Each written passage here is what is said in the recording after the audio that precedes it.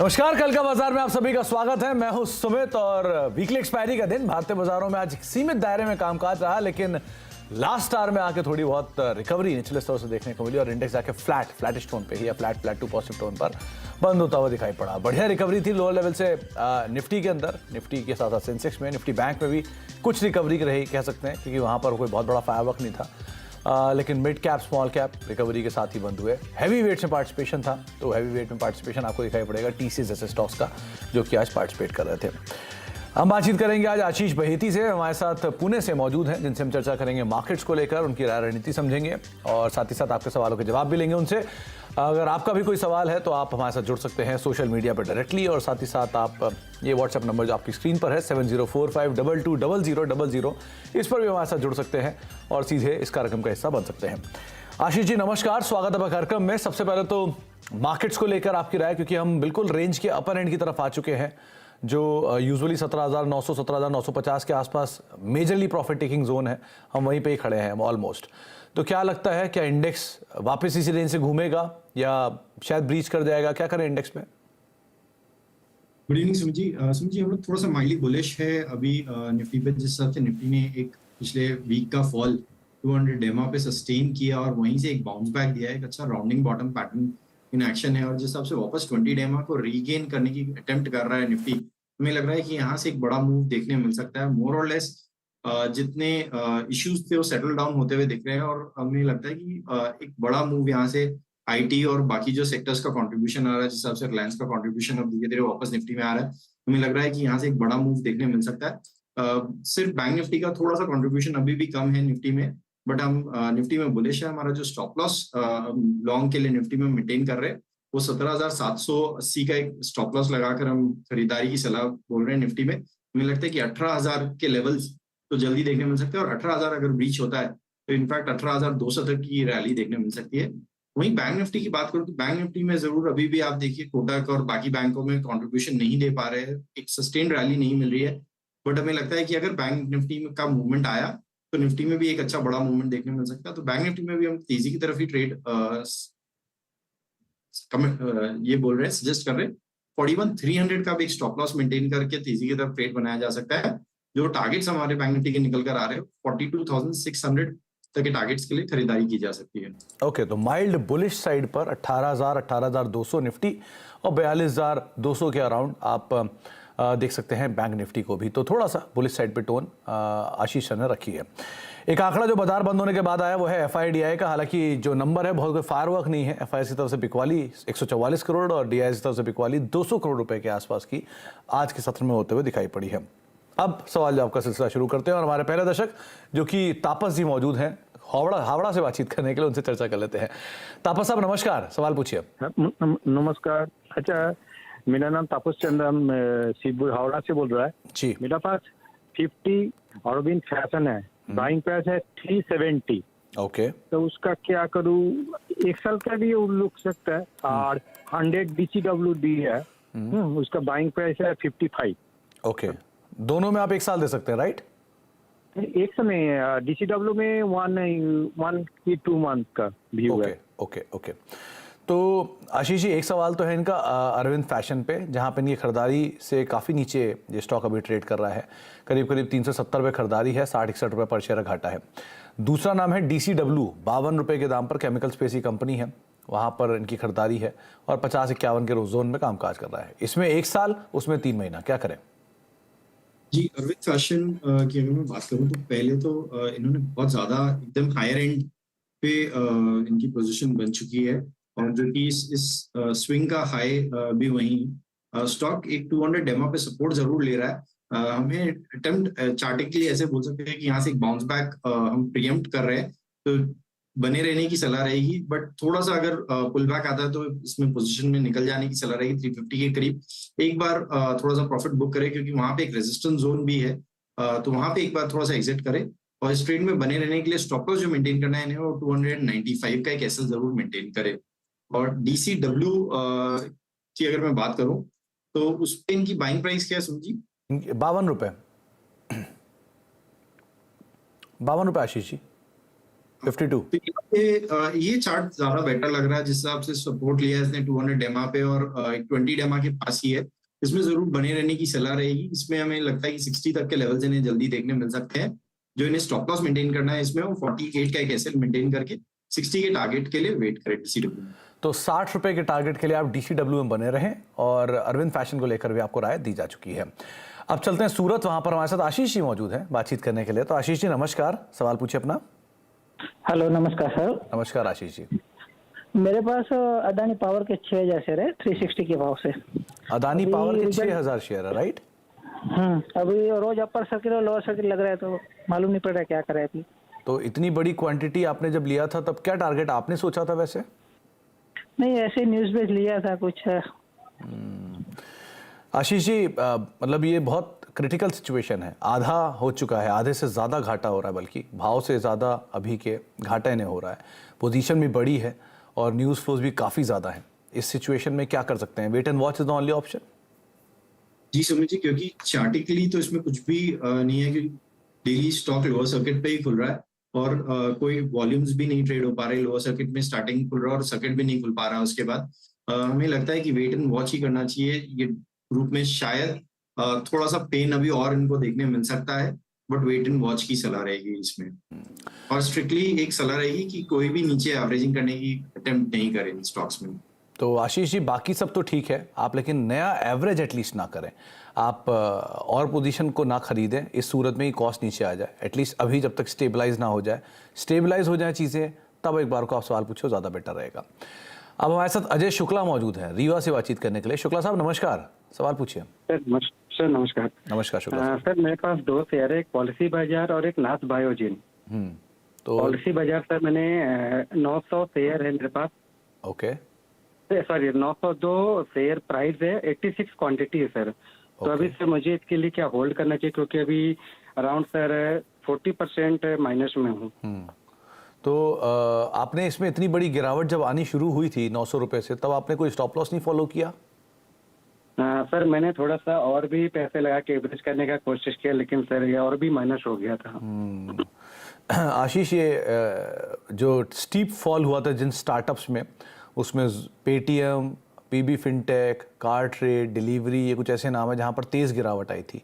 तो इन तेज़ गिरावट के बीच में इनके पास ये पोजीशन है 902 रुपये के दाम पर। 510 रुपये मौजूदा स्तर है, वो भी तब जब ये हाल में बहुत चला है। तो 420 रुपये पर शेयर घाटा है, क्या करें?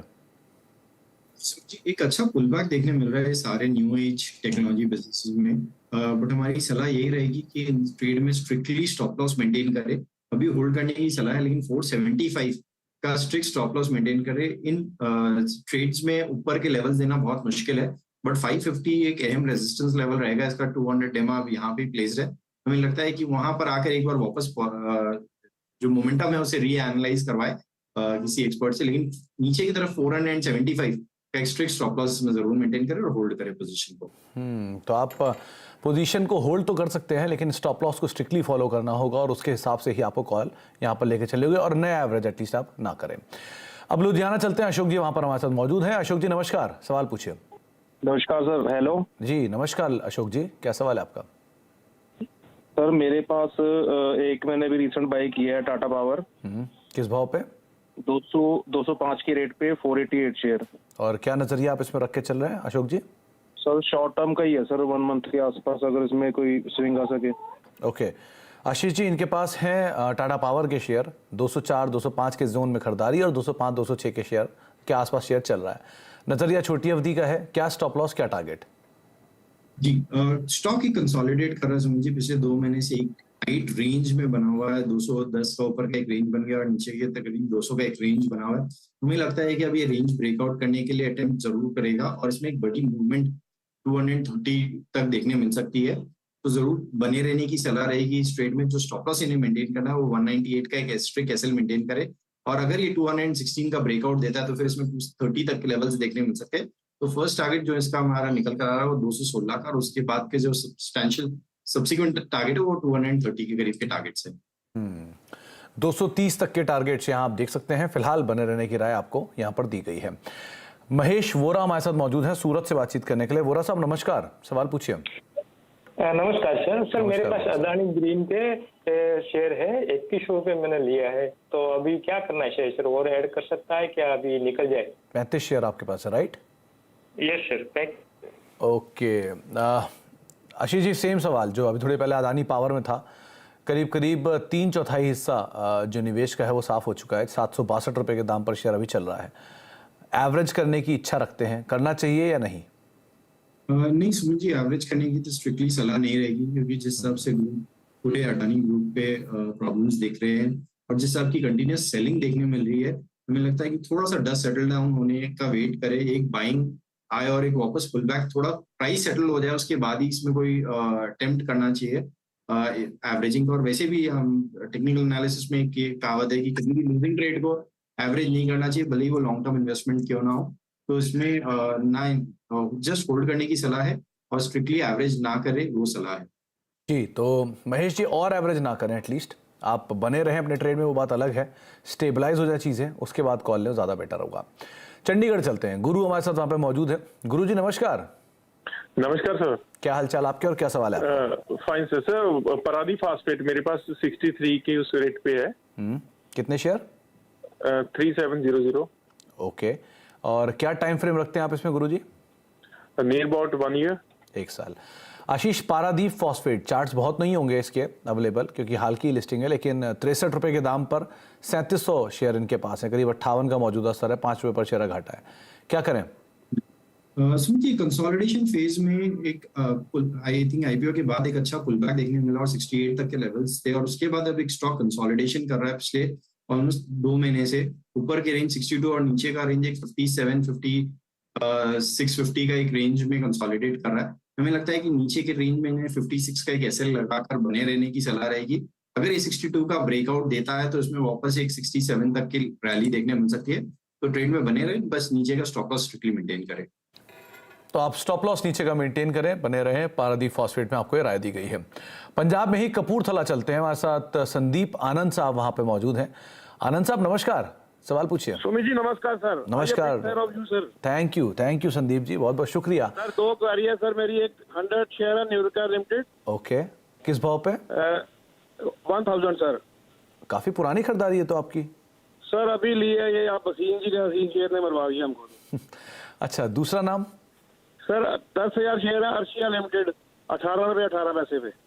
ओके, और दोनों में नजरिया क्या रखते हैं संदीप जी आप? सर साल तक रख सकता हूँ सर। साल तक रख सकते हैं। आशीष जी, न्यूरेका नंबर्स तो अभी कुछ देर पहले इसके आए थे। 1000 रुपए के दाम पर 100 शेयर हैं और करीब 650 रुपए पर शेयर घाटा है।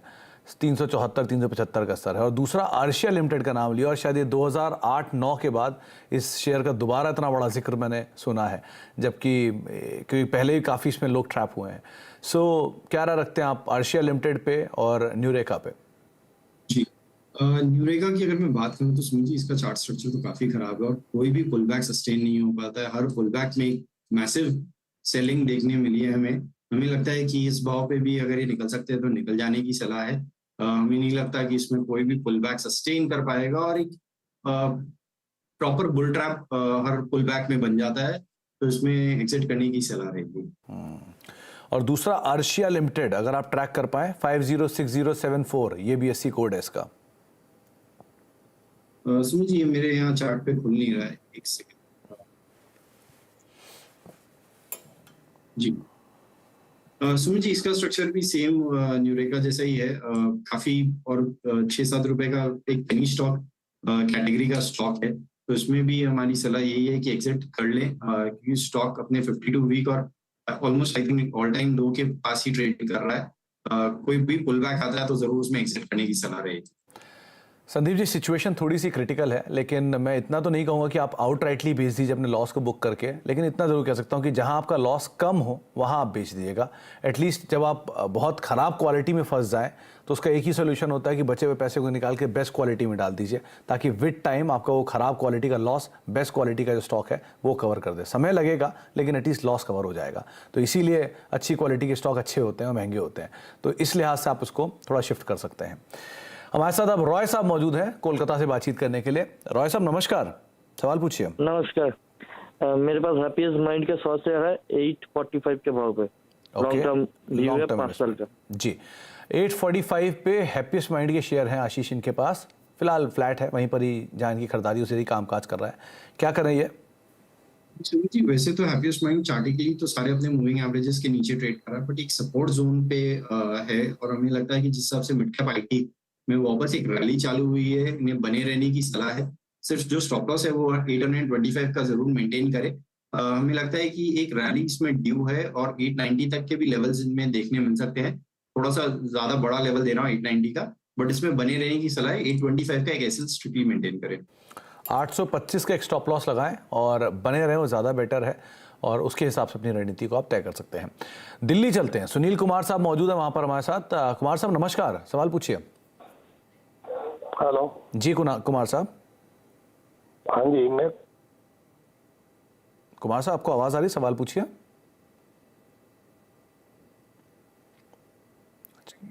चलिए, शायद संपर्क टूट गया इनका, लेकिन जो सवाल इन्होंने भेजा है उसके हिसाब से इनके पास टाटा एलेक्सी के शेयर हैं, 20 शेयर 1230 रुपए के दाम पर। आशीष जी, इन्होंने शायद 10,000 के लेवल्स भी देखे, उस पर बेचा नहीं और अब वापस से 6,700 के दाम पर आ गया, तो शायद इन्हें ये कंसर्न होगा कि इससे नीचे ना आ जाए, प्रॉफिट चला ना जाए। क्या करना चाहिए टाटा एलेक्सी में? क्वालिटी तो है लेकिन चला बहुत तेज है, अब क्या करें? जी सुमित जी, बहुत अच्छे वैल्यूएशंस पे इन्होंने खरीद रखा है और बहुत अच्छे से होल्ड कर रखा है। इतने अच्छे प्रॉफिट्स देखने के बाद भी बने रहने की सलाह है। एक अच्छा करेक्शन ऑलरेडी 10,000 के लेवल, इनफैक्ट 11,000 के ऊपर, 11,000 प्लस, ऑलमोस्ट 11,000 तक ये स्टॉक टच करके आया था, 10,700 टच करके आया था, और वहां से एक अच्छा करेक्शन ऑलरेडी हमने देख लिया। 5,700 तक का करेक्शन हो चुका था। अब हमें लगता है कि वापस इसमें एक रैली देखने मिल सकती है। सारे मिड कैप आईटी में जिस सबकी बाइंग इंटरेस्ट वापस बनी हुई है, हमें लगता है कि यहाँ से भी एक बड़ा मूवमेंट देखने मिल सकता है। थोड़ा सा डीप स्टॉप लॉस दे रहा हूँ, 6,400 का एक एसएल इसमें मेंटेन करे। अगर इसमें 7,000 का लेवल वापस टच करता है तो इसमें वापस एक बड़ी रैली यहाँ से भी देखने मिल सकती है, तो बने रहने की सलाह है। तो बने रहे, 7,000 के ऊपर और तेजी यहाँ शायद देखने को मिले। सरबजीत जी हमारे साथ मौजूद हैं कोलकाता से बातचीत करने के लिए। सरबजीत जी नमस्कार, सवाल पूछिए। नमस्कार। नमस्कार sir. I hold 10,000 Axis Bank shares Okay. at around 435, Okay. and I bought it in 2020. And I'm a long-term investor. Shall I hold on to this stock for a longer period of time? And what is the target price in say 2 years' time? Sarabjit जी, आपने जब 2020 में share लिया था तो किसी से advice लिया था या खुद ही अपने आप आपने चुनाव किया था? I am a long-term investor. I am investing for the last 40 years. Sir, तो जब आप 40 साल से वैसे ही इन्वेस्ट कर रहे हैं तो, और इस तरह की क्वालिटी इस तरह के दाम पर पिक कर रहे हैं, तो आपका निवेश तो वैसे ही बहुत बढ़िया है। तो आपको जो शेयर ऑलरेडी डबल हो चुका हो और इस तरह की क्वालिटी हो, इस तरह की क्वांटिटी के साथ हो, उसमें तो वैसे ही सब कुछ सराहनीय है। खैर, फिर भी बहुत बहुत शुक्रिया, बहुत बहुत शुभकामनाएं रादर, और बहुत बहुत शुक्रिया अपना एक्सपीरियंस हमें शेयर करने के लिए। आशीष जी, 435 रुपये पर एक्सिस बैंक के 10,000 शेयर आज 432 रुपये पर शेयर का मुनाफा ये उसमें कमा रहे हैं। 2 साल और क्या लक्ष्य साधें, क्या करें? वैसे तो इनको ऑलरेडी पैसा डबल हो ही चुका है। सुमित जी, एक्सिस बैंक में गिरावट देखने मिली है अभी जनवरी मंथ में, बट ये एक बहुत अहम लेवल पे आ गया है। अक्टूबर में ये इसी लेवल से जब नंबर्स के बाद एक 7-8% की रैली हुई थी, इसके क्वार्टरली नंबर्स के बाद ये वापस उसी लेवल के पास आ चुका है जो कि 900 से रैली चालू हुई थी। हमें लगता है कि बने रहने की सलाह रहेगी इसमें। सिंस इनका लॉन्ग टर्म का ही स्टॉक है, तो 825 का एक एसएल मेंटेन करे। हमें लगता है कि इसमें ऑल टाइम हाई के लेवल्स में इन्हें बहुत जल्द देखने मिल सकते हैं, बट जो इमीडिएट टारगेट लेवल्स हमें दिख रहे हैं वो 911 के टारगेट्स इसमें आते हुए देखने मिल रहे हैं। 825 का एक एसएल मेंटेन। सरबजीत जी, वैसे भी आपने बढ़िया चुनाव किया है, बढ़िया शेयर का चुनाव किया है और बढ़िया समय पर चुनाव किया है, तो बहुत ज़्यादा रिलेवेंट तो नहीं, लेकिन फिर भी आप जो स्टॉप लॉसेस आपको बताए गए हैं आप उसको फॉलो कर सकते हैं, और जिस तरह के बढ़िया चुनाव कर रहे हैं आगे भी आप कंटिन्यू कर सकते हैं। एक ब्रेक का वक्त हो गया, ब्रेक के बाद लौटते हैं। आशीष जी बने हुए हैं, उनसे हम एक रैपिड फायर के जरिए ज़्यादा से ज़्यादा सवाल लेंगे। छोटे से ब्रेक के उस पर